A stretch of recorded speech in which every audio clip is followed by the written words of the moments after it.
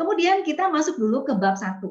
Ya, nah di sini Bapak Ibu dan adik-adik sekalian, kita sekarang pengguna gadget ini ya, handphone misalnya ya, atau komputer atau online Zoom ini.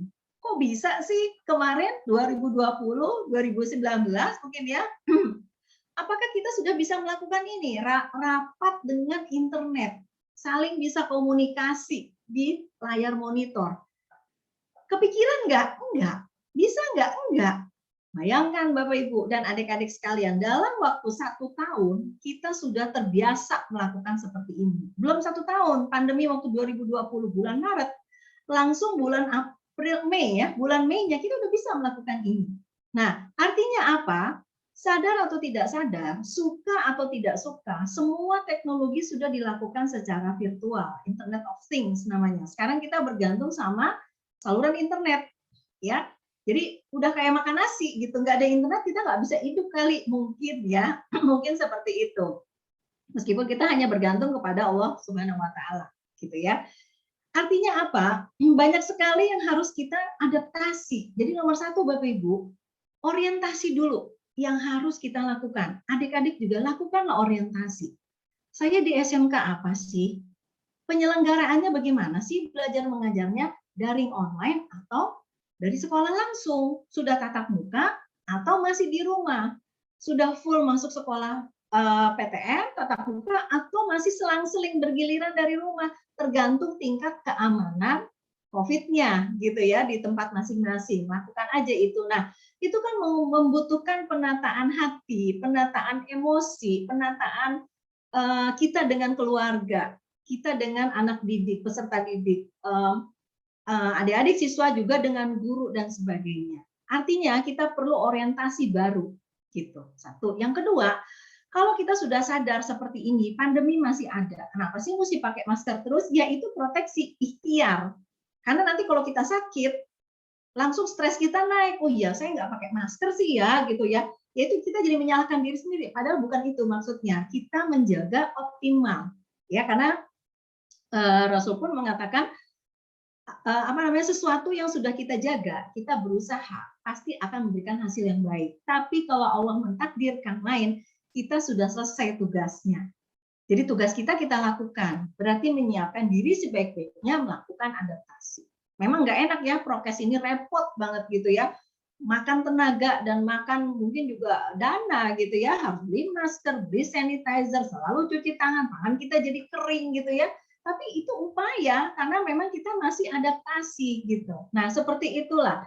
Jadi mungkin semua yang harus dilakukan ini benar-benar baru. Rasanya gimana? Nggak enak, sakit perut, sakit mah, pusing kepala. Bapak Ibu guru, adik-adik sebagai peserta didik, sebagai siswa pasti sedang mengalami itu.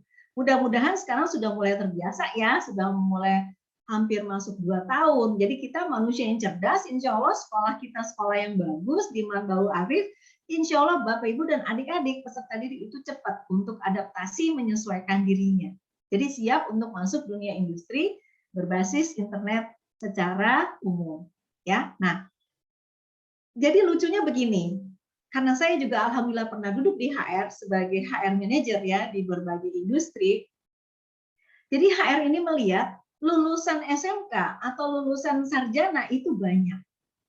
Tapi kenapa susah mencarinya? Nah itu, ini yang jadi tanda tanya besar kan, aneh sebenarnya. Lulusan SMK vokasi itu banyak gitu ya, tapi kok yang diserap sedikit. Gitu. Nah ini yang menjadi hal yang harus kita pertanyakan. Nah ini ada pengalaman saya sedikit Bapak Ibu. Mungkin untuk latar belakang ini juga perlu ya. Di tahun 2014 saya duduk sebagai manajer HR di perusahaan komponen supplier otomotif di Bekasi. Saya harus melakukan rekrut untuk operator. Itu perusahaan stamping untuk komponen mobil ya, Avanza Xenia untuk Toyota. Kami supply untuk Astra Honda dan ADM. Ya, Daihatsu, Mitsubishi dan sebagainya. Tapi cari operatornya susah gitu, nggak tahu kenapa. Akhirnya saya bergerak dari Bekasi, sekitar Bekasi, Jawa Barat, saya bergerak sedikit bergeser ke Bandung. Lumayan dapat, tapi belum terpenuhi, belum cukup, sedikit dapatnya. Akhirnya saya geser lagi ke Jawa Tengah. Alhamdulillah di Jawa masih dapat gitu. Nah itu, jadi kok dapetnya di Jawa ya nggak tahu. Nah ini ada perbedaan attitude dan karakter ternyata, gitu. Jadi mereka ini masih belum mengerti bagaimana sikap menyesuaikan diri di industri, gitu. Jadi mereka pintar kerja, tapi sikap kerjanya nggak bisa sama dengan yang industri itu inginkan. Terutama Bapak Ibu sekalian, ini yang ingin saya sampaikan sebagai pengalaman sebagai psikolog industri dan organisasi yang pernah duduk di SDM industri sebagai HR. Bapak Ibu ini sebenarnya menyiapkan sikap attitude safety. Sebenarnya itu yang harus kita siapkan. Jadi kalau Bapak Ibu, apa sih Bu attitude-nya? Apa sih Bu soft skill-nya? Safety, udah gitu aja. Jadi dunia kerja itu, dunia industri, nggak akan produktif dia kalau safety-nya nol. Ya, accident-nya naik, defect-nya tinggi, komplain dari pelanggannya tinggi, berarti kan dia tidak aman kerjanya. Betul nggak? Ya, jadi pengalaman saya seperti itu. Kalau pernah nih di tambang batu bara ya, saya dengan operator, dia pintar-pintar gitu kan, lulusan D3 dan lulusan SMK, umur 18 tahun, 19 tahun, 20 tahun sudah langsung duduk jadi operator. Gajinya gede-gede, melebihi gaji kita sebagai pendidik atau sebagai profesi lain. Sudah di atas, sudah masuk 2 digit Bapak Ibu. Gaji mereka lulusan SMK itu 2 digit nih, mohon dicatat ya. Alhamdulillah kan berarti anak SMA nggak ada, semua SMK dan vokasi atau D3. Tapi tingkat kecelakaannya tinggi. Saya tanya, apa yang terjadi sampai kalian ini bisa mengalami kecelakaan gitu kan? Ternyata mereka tidak sadar yang namanya proses atau standar yang tadi di awal saya katakan. Jadi awareness, kesadarannya hilang gitu. Maksudnya begini, kenapa kecelakaan terjadi? Itu kan 24 jam ya, namanya juga di industri. Nggak mau kehilangan waktu, dia bikin 2 shift dan 3 shift. Gitu kan, pagi, siang, sama malam shiftnya. Kalau yang nggak menutup shift cuma malam ya Bapak Ibu, shift yang siang sama yang shift pagi itu juga sama potensi rawan kecelakaannya. Semua didasari oleh fatigue, kelelahan. Ya, saya sebagai psikolog industri langsung menelusuri gejala fatigue-nya itu apa sih? Pokoknya kalau sudah menguap satu kali, gitu ya, itu gejala fatigue di awal, deteksi fatigue sudah dimulai, atau matanya mulai berkelip-kelip. Terus dia mulai pegang-pegang seluruh anggota badan. Nah, orang yang bekerja kalau tidak menyadari hal ini, itu akan bahaya ke depannya. Kalau dia ngelanjutin kerja, itu bahaya. Pertama, kesadaran menurun, ketelitian kerja menurun, fokus kerja menurun. Kebayang nggak? Targetnya akan tercapai nggak? Enggak, karena dia udah nggak awas, udah nggak alert, udah nggak sadar gitu. Nah itu, jadi semua operator, semua anak-anak SMK, lulusan SMK ini saya pastikan kesadaran mereka untuk sebelum dia ngantuk, sebelum dia fatigue, gejala-gejala fatigue harus dia sadari. Nah itu kita bikin polanya Bapak Ibu, habituasinya, berpola dia. Nah itulah industri, itulah dunia kerja. Jadi tidak akan ada kualitas dari produksi kalau prosesnya saja, standarnya saja tidak dijalankan dengan sebagaimana mestinya gitu. Nah, inilah yang HR sering para SDM departemen ini sering keluhkan. Ini yang nggak mereka punya dari dunia SMK setelah lulus atau dari pendidikan vokasi. Nah, ini karena saya duduk di lapangan, Bapak Ibu, saya kasih tahu kebutuhannya seperti itu sekarang gitu ya. Bukan dia pinter kerja, tapi dia benar nggak kerjanya. Benar itu artinya dia mentaati prosedur nggak. Nah, sekarang kita biasakan. Dari masuk kelas 10, ada disiplin. Dari tadi saya baru sekali nih ngeluarin kata disiplin ya Bapak Ibu, ya karena itu kata-kata kuno. Udah tidak sesuai dengan era kekinian. Era masa kini kita bicaranya standar. Jadi standar itu kata ganti dari disiplin. Apalagi kita di vokasi, apalagi kita di sekolah kejuruan. Kita harus bicara industri itu berbasis standar dan proses. Nah, itu yang akan kita harapkan dari dunia HR, dari dunia SDM di industri kepada lulusan SMK.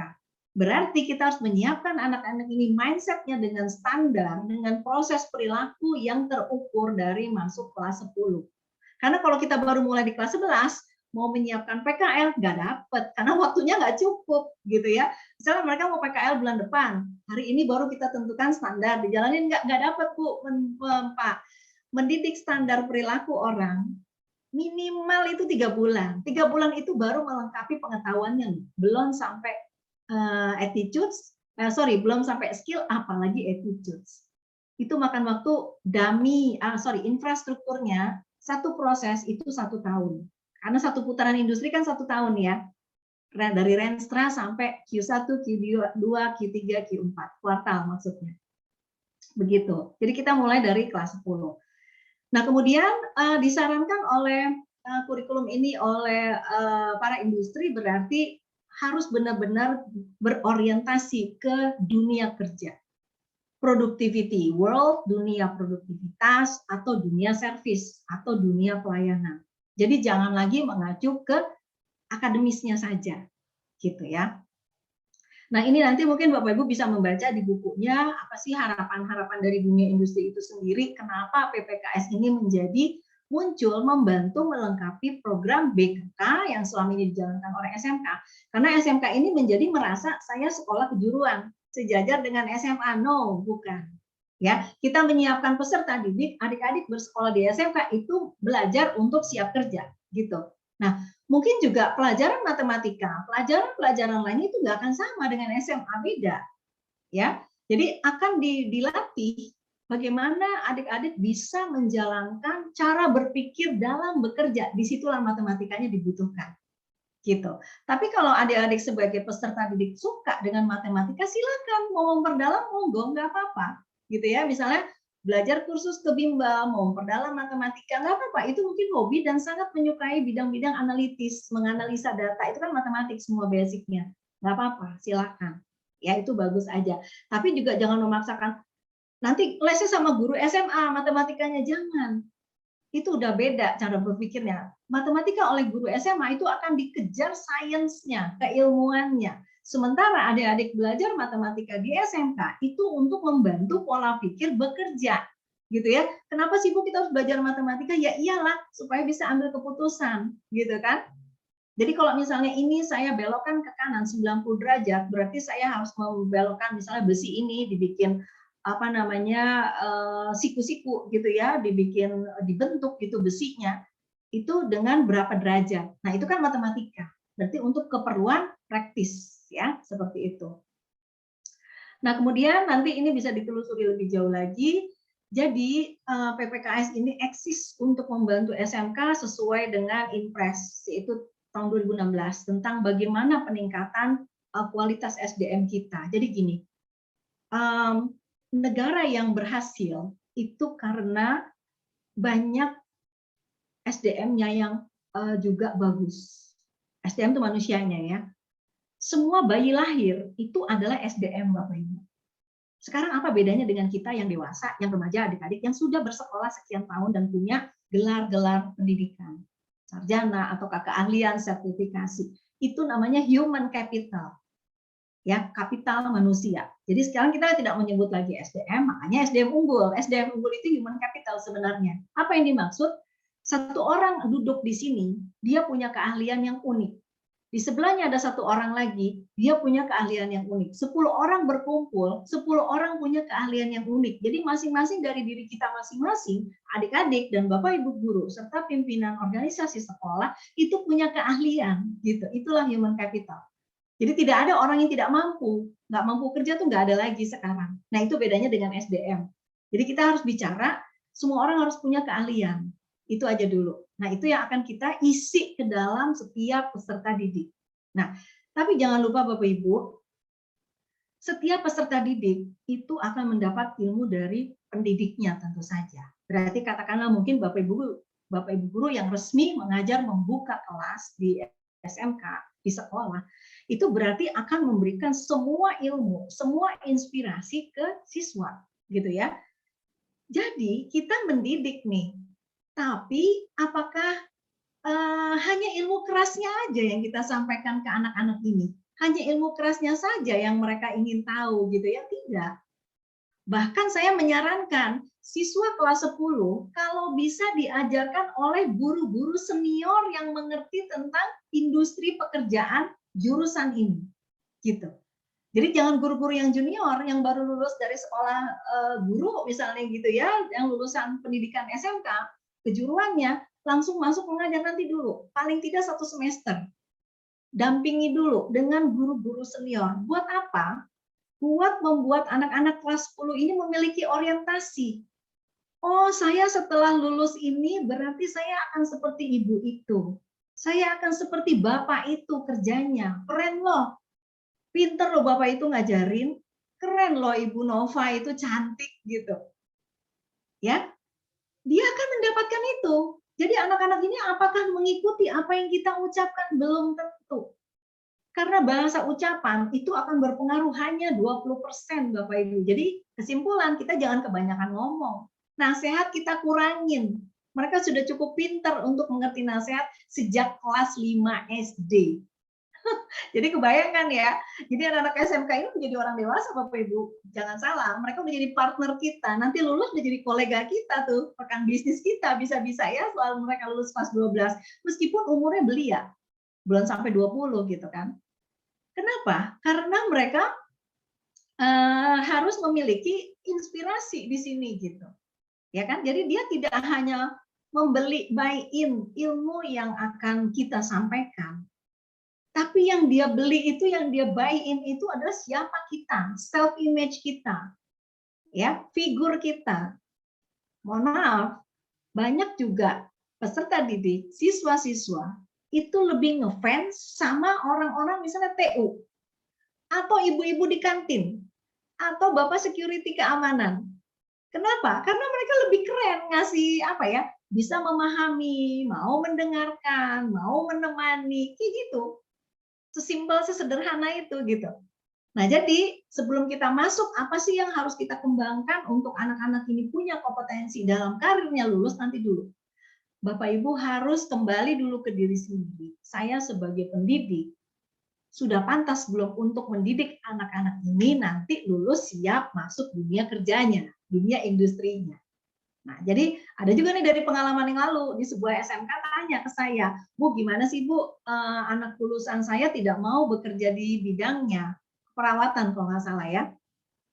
Tapi dia maunya melanjutkan kuliah. Sebagian besar Bu, hanya 1-2 sedikit sekali yang mau terjun sebagai perawat. Kenapa Bu? Nggak tahu, saya juga sedih. Terus saya tanya, Ibu sering memerankan pekerjaan sebagai perawat nggak? Enggak, saya cuma ngajar. Ya, dari situlah jawabannya. Jadi mereka nggak tahu setelah lulus itu saya gimana sih jadi perawat, figur saya tuh gimana sih, cara bicara, cara pakai baju, cara ngomong dengan orang, cara mulai bekerjanya, human relations-nya, apalagi dia perawat Bapak Ibu. Gitu ya. Kalau materi gampang, jangan-jangan mereka lebih pintar dari kita, browsing, searching internet gitu. Adik-adik pasti lebih pintar kan ya dari Bapak Ibu guru mungkin yang kita nggak tahu, tahu anak-anak udah tahu gitu. Tapi bagaimana kita menghadapi mereka, bagaimana kita melakukan tugas ini secara profesional di bidang kerja jurusan vokasi kejuruan ini, itu yang mereka harus dapatkan dari mana gitu kan? Itu pertanyaannya gitu. Nah itu jadi kita dulu balik ke diri sendiri dulu, kompeten nggak? Knowledge oke, bisa disamain gitu ya. Skill, nah ini kita ajarin dengan lab-lab atau dengan praktek kerja, adanya PKL dapat. Kemudian attitudes, nah itu soft skill itu sendiri. Atau gini, nanti kirim aja Bu ke dunia industrinya, atau nanti dia akan PKL. Ya tapi sebelum itu kita siapin dulu gitu. Tadi kan saya udah bilang ya Bapak Ibu, saya duduk di industri sebagai HR, itu sering kecewa juga gitu.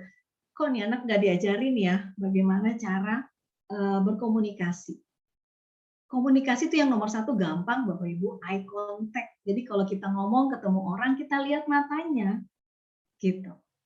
Jadi bukan ngeliat ke sana kemari gitu, bukan. Kita latih aja. Jadi gini, saya ingin meningkatkan kepercayaan diri siswa saya gampang. Ajarin eye contact, itu dulu. Paling sederhana. Karena kalau lagi ngomong kita nunduk, kita lihat ke sana kemari. Jadi eye contact dalam rangka untuk bekerja ya, untuk supaya komunikasinya benar gitu.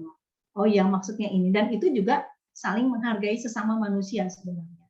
Seperti itu. Jadi bagaimana kita memastikan bahwa anak-anak ini menjadi anak yang kompeten. Nah, jadi di usia mereka ini, mereka juga harus menyiapkan semuanya seperti itu.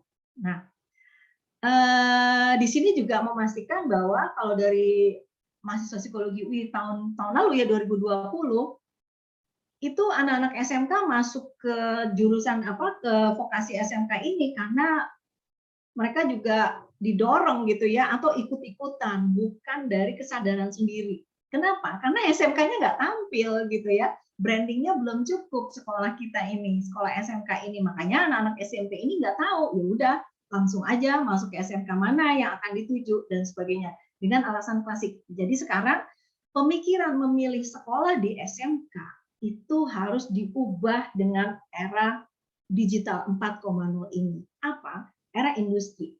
Kita menyiapkan anak-anak masuk industri. Anak-anak yang lulus SMP harus masuk sekolah kejuruan, yaitu di mana? Di SMK. Ya. Nah, kemudian kalau kita lihat dari tugas perkembangan, Bapak Ibu, ini katanya super, memang sudah tua sekali ya, tahun 55, tapi masih berlaku ini. Jadi begini, anak-anak yang usianya 18 sampai 24 tahun, mereka sudah saatnya, sebenarnya ini sih ketuaan ya kalau saya lihat ya, yang pas itu sekarang Bapak Ibu di 16-17 tahun, bahkan 15 tahun. Ya, kenapa? Karena anak-anak sejak lulus SD masuk SMP itu mereka sudah sangat pesat ke kepintarannya, knowledge-nya dan juga kematangannya tuh udah cepet gitu loh. Nggak tahu kenapa, karena mungkin makanan, pola asuh dan pendidikan sudah lebih bagus sekarang ya. Jadi mungkin umur 15-16 tahun anak-anak ini sudah mikir tuh, saya mau sekolah kemana ya? Saya mau ngambil jurusan apa ya? Nanti saya mau kerja apa ya? Jadi pertanyaan-pertanyaan Bapak Ibu yang kita suka tanya ke anak-anak, kamu cita-citanya mau jadi apa? Mereka nggak bisa jawab. Bingung gitu ya. Apa sih cita-cita? Mungkin ngomongnya jadi dokter, jadi insinyur gitu ya. Tapi kan saya bisa ngambil SMK, itu bisa jadi insinyur nggak ya lulusannya? Nah, itu kan mereka nggak ngerti gitu pertanyaan itu. Jadi kita sebaiknya bertanya, kamu mau bikin apa nanti setelah lulus? Itu lebih fokus, lebih jelas buat mereka, lebih clear, langsung kebayang apa tindakan-tindakan yang akan mereka wujudkan, tentu saja yang mereka senang, yang mereka juga mampu menjadi satu hal yang membuat mereka menjadi lebih naik harga dirinya gitu. Semangatnya lebih tinggi, motivasinya lebih tinggi, itu yang harus kita tanyakan ke mereka. Nah, ini terjadi di usia sekian, di bawah 18 tahun, ya 15 atau 16 tahun ke atas. Nah, kemudian dia langsung masuk ke usia produktif ya, usia orang kerja, yaitu mulai umur 20-an. Tapi Bapak Ibu, sekali lagi saya temukan di lapangan kerja saya sebagai HR SDM, saya katakan tadi di awal, Bapak Ibu itu sebenarnya menyiapkan attitude untuk safety. Sekali lagi, safety itu dalam arti umum ya, bukan hanya dalam pola kerja saja. Jadi dia akan aware, sadar sepenuhnya apa saja yang mereka lakukan itu harus mengacu ke standar. Harus ada proses yang bisa dipertanggungjawabkan. Nah, jadi kenapa produksi itu tidak tercapai, kualitasnya rendah? Kenapa komplain itu dari pelanggan tinggi? Karena dia bekerja itu mungkin dipengaruhi oleh faktor-faktor kematangan kepribadian, belum dewasa gitu. Nah, ini di lapangan saya temui. Tadi operator yang mengalami kecelakaan, anak-anak SMK dan lulusan SMK dan vokasi ini, mereka cerdas, Bapak Ibu, IQ-nya tinggi-tinggi. Tapi ternyata nggak mateng. Jadi anak-anak milenial yang kemarin, generasi akhir dari Gen Z ya, Gen Z milenial, itu pengasuhan orang tua dan pendidikan di sekolah itu membuat anak itu berada di comfort zone terus, nyaman terus, senang terus, nggak pernah susah gitu. Harta berlimpah, duit gampang, mungkin seperti itu ya, meskipun ada juga orang tuanya yang bekerja. Tapi orang tua zaman sekarang itu selalu berusaha nggak mau bikin anaknya repot susah gitu. Nah itu, jadi mereka sampai umur 30 itu nggak dewasa-dewasa Pak, Bu. Ini yang saya tanda tanya, aduh dia nih pintar, tapi kok nggak dewasa ya, jadi nggak bertanggung jawab dengan dirinya sendiri, itu kan bahaya banget gitu. Akhirnya dampaknya ancaman kecelakaan kerja itu bakalan naik, gitu. CV-nya menjadi turun. Jadi kesadaran untuk serius, kerja fokus itu hilang, bukan hilang sih, makin lama makin lemah. Ini menakutkan sekali kalau saya bilang, jangan sampai seperti ini, karena kita bicaranya vokasi, kita bicaranya industri dan dunia proses kerja gitu ya. Hal-hal apa yang harus kita tempelkan dengan kepribadian, attitude setiap anak lulusan kita. Nah, sekarang mungkin dari sekarang ya, dari kelas 10, itu sudah menjadi kebiasaan yang mereka sadari. supaya mereka lebih cepat dewasanya nanti. Akhirnya saya bilang orang-orang yang umur 30 ke atas baru bisa dibilang dewasa. Mungkin dia mulai menikah, dia mulai sadar keluarga, baru dia timbul ke apa namanya kematangan kedewasaan sesungguhnya itu baru muncul gitu. Nah, seperti itulah makanya jadi kita perbaiki semua Bapak Ibu dari buku PPK ini. Nah, sekarang bagaimana tupoksinya? Apa peran dan fungsi Bapak dan Ibu sekalian di sekolah? Lakukanlah 4 langkah ini. Nomor 1, ada persiapan. Ya, kemudian ada penguatan. Penguatan ini adalah dijalankan nggak kegiatan yang sudah direncanakan itu. Jalankan aja. Jadi jangan buru-buru menilai Bapak Ibu, wah kita berat Bu, kita nggak bisa Bu, nanti dulu, tenang dulu ya. Jangan berpikir sesuatu yang tidak mungkin terjadi. Berpikirlah kita positif ya. Ayo kita coba yuk sama-sama. Gitu ya. Karena ini memang harus kita jalankan. Jalankan aja. Ini baru coba-coba Bu, enggak, kita jalanin. Sesuatu yang akan dimulai belum pernah, baru itu memang berat. Kayak metamorfosis Bapak Ibu. Nanti Bapak Ibu pada saat melakukan dari mulai persiapan mungkin ya, itu sudah mulai terasa stres. Sakit perut, sakit mah, pusing kepala, ini belum, itu belum, ini nggak tahu, itu pasti akan terjadi. Saran saya di penguatan ini, lakukan dan jalankanlah apa yang Bapak Ibu sudah ketahui, itu aja. Jadi jangan pusing untuk sesuatu yang memang belum tahu. Karena nanti dampaknya negatif ke kita. Kita jadi nyalain diri sendiri. Kita jadi mencari-cari pihak mana yang ingin dipersalahkan. Enggak begitu lagi. Sekarang kita era membangun, menyiapkan hal-hal yang produktif, yaitu berpikirannya positif dulu. Gitu. Oke, kita bikin persiapan. Kemudian penguatan ini dijalankan atau tidak. Gitu ya. Kemudian penempatannya. Berarti penempatannya orientasi ya Bapak Ibu ya. Nanti dia akan bekerja di mana? Atau dia mau kita siapkan untuk wirausaha? Yang terakhir baru kuliah, melanjutkan. Jadi jangan buru-buru, dia nggak suka atau dia pindah jurusan berarti dia mau kuliah aja deh nanti dulu gitu. Ya. Sekali lagi, kenapa nggak sekolah-sekolah umum aja dari kemarin kalau emang mau kuliah jadi utama kan gitu, ya kan?